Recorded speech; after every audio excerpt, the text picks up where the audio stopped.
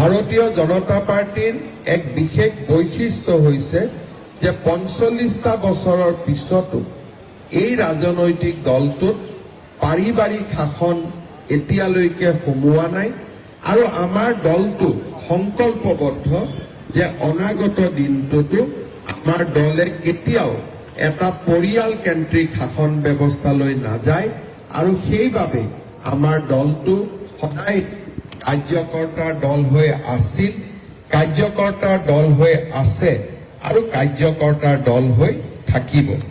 আজি আপোনালোকে দেখা পাব যে ৪৫ বছৰ যদি এটা ৰাজনৈতিক দল সৰ্বাধিক সময় শাসনত থাকে, সমগ্ৰ দেশত এটাৰ বিস্তাৰ থাকে আৰু সেই দলটোত যেতিয়া যথেষ্ট শক্তিশালী নেতাৰ সৃষ্টি হয়, তেতিয়া সাধাৰণতে দলটোত পাৰিবাৰিক শাসন ব্যৱস্থাৰো উৎপত্তি হয়। আমাৰ দেশক আমাৰ দলে অটল বিহাৰী বাজপেয়ী আৰু নৰেন্দ্ৰ মোদীৰ দৰে দুজন বিশ্ব বৰেণ্য নেতা দিছে।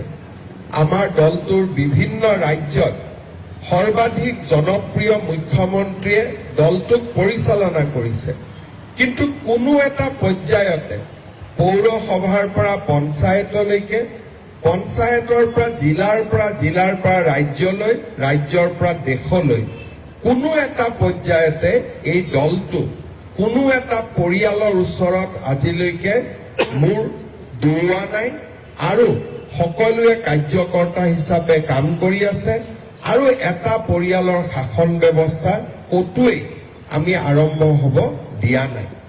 আজি যি সময়ত পণ্ডিত নেহেৰু, ইন্দিৰা গান্ধীৰ দৰে নেতাই কংগ্ৰেছক এটা পৰিয়ালৰ দললৈ ৰূপান্তৰ কৰিছিল, আমাৰো যদি নেতা লালকৃষ্ণ আদৱানী বা অটল বিহাৰী বাজপেয়ীয়ে যদি সিদ্ধান্ত ললেহেঁতেন, নৰেন্দ্ৰ মোদী ডাঙৰীয়া, অমিত শ্বাহ ডাঙৰীয়াই যদি সিদ্ধান্ত ললেহেঁতেন যে বিজেপিও এটা ফেমিলি ডমিনেটেড পাৰ্টি হ'ব, সেয়া হয়তো সম্ভৱ হ'লহেঁতেন। কিন্তু দেশমাতৃৰ প্ৰতি থকা আদৰ্শ, ভাৰত মাতৃৰ কল্যাণৰ বাবে সেৱাত উৎসৰ্গিত আৰু ৰাষ্ট্ৰীয় স্বয়ংসেৱক সংঘৰ আদৰ্শৰে প্ৰেৰিত এই দলটোৱে কেতিয়াও তেনে ৰাস্তাত নাযায়। আমাৰ দলটো কোনো নেতাই তেনেকুৱা ৰাস্তালৈ লৈ নাযায় আৰু সেইবাবে we are party with a difference আৰু তাৰ বাবে আমি একক আৰু তাৰ বাবে আমি অনন্য। এনে গৌৰৱান্বিত এটা দলৰ কাৰ্যকৰ্তা হ'বলৈ পোৱাটো আমাৰ সকলোৰে বাবে আটাইতকৈ গৌৰৱৰ বিষয়।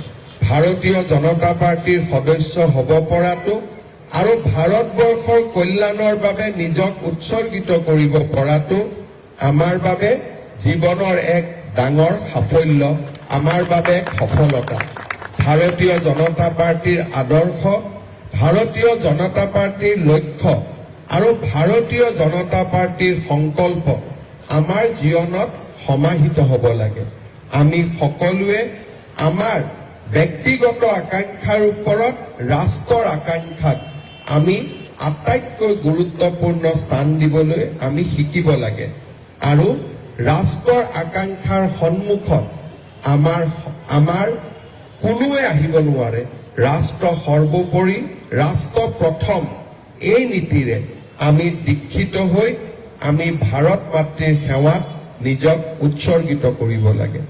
আজি ভাৰতীয় জনতা পাৰ্টিয়ে 2014 চনৰ পৰৱৰ্তী সময়ত প্ৰধানমন্ত্ৰী নৰেন্দ্ৰ মোদী ডাঙৰীয়াৰ নেতৃত্বত অসমতো আমি সৰ্বোচ্চ জনপ্ৰিয়তা লাভ কৰিবলৈ সক্ষম হৈছো। আজি ভাৰতীয় জনতা পাৰ্টিয়ে অসমৰ প্ৰতিখন অটনমাছ কাউন্সিল, স্বায়ত্তশাসিত পৰিষদ, পঞ্চায়ত, নগৰ পৰিষদ, আজি আমি ৰাষ্ট্ৰ জীৱন আৰু সমাজ জীৱনৰ প্ৰতিটো স্তৰতে ভাৰতীয় জনতা পাৰ্টিয়ে নিজৰ ইতিবাচক প্ৰভাৱ পেলাবলৈ সক্ষম হৈছে। পঞ্চায়তৰ পৰা নগৰ পৰিষদলৈকে আৰু বিধানসভালৈকে সৰ্বস্তৰত আমাৰ জনপ্ৰতিনিধিসকলে আৰু সংসদৰ বুকুত আমাৰ জনপ্ৰতিনিধিসকলে অসম মাতৃৰ বিভিন্ন সমস্যা সমাধান কৰিবলৈ সক্ষম হৈছে আৰু প্ৰতিটো পৰ্যায়তে নিজৰ গাঁওখন, নিজৰ সমাজখন, নিজৰ ৰাজ্যখন আৰু নিজৰ ৰাষ্ট্ৰখনক শক্তিশালী কৰাৰ বাবে এক নিৰন্তৰ গতিত মহান আদৰ্শৰে দীক্ষিত হৈ কাম কৰিছে। মই ভাৰতীয় জনতা পাৰ্টিৰ কাৰ্যকৰ্তাসকলক আজিৰ এই প্ৰতিষ্ঠা দিৱসৰ গৌৰৱময় মুহূৰ্তত আকৌ এবাৰ ৰাষ্ট্ৰ সেৱাৰ বাবে নিজক উৎসৰ্গিত কৰিবলৈ আহ্বান জনাওঁ। আমাৰ দলৰ দায়িত্বই হওক, চৰকাৰৰ দায়িত্বই হওক বা সমাজৰ দায়িত্বই হওক, যদি আমি চৰকাৰৰ দায়িত্বত নাই, আমি দলৰ দায়িত্বত নাই, কিন্তু কোনোবা এখন যদি পূজা কমিটিৰো আমি সদস্য, কোনোবা এখন বিহু কমিটিৰো সদস্য, কোনোবা এটা নামঘৰ কমিটিৰ আমি সদস্য, কোনোবা এটা মন্দিৰ কমিটিৰ সদস্য, তাতো ভাৰতীয় জনতা পাৰ্টীয়ে আমাক শিকোৱা নিস্বাৰ্থ সেৱাই প্ৰথম স্থান পাব লাগিব। মানুহে গম পাব লাগিব যে এই মানুহজন ভাৰতীয় জনতা পাৰ্টীৰ আৰু সেইকাৰণে এই মানুহজন একক, এই মানুহজন অনন্য, তেওঁ আনতকৈ পৃথক। আমি য'তে আমাৰ প্ৰতিনিধিত্ব নহওক কিয়, সকলো প্ৰতিনিধিত্ব সৰ্বস্তৰত আমি ভাৰতীয় জনতা পাৰ্টীয়ে আমাক শিকোৱা নিস্বাৰ্থ দেশসেৱা আৰু ভাৰত মাতৃৰ প্ৰতি আমাৰ অম্লান প্ৰেমক আমি প্ৰতিনিধিত্ব কৰিব লাগিব।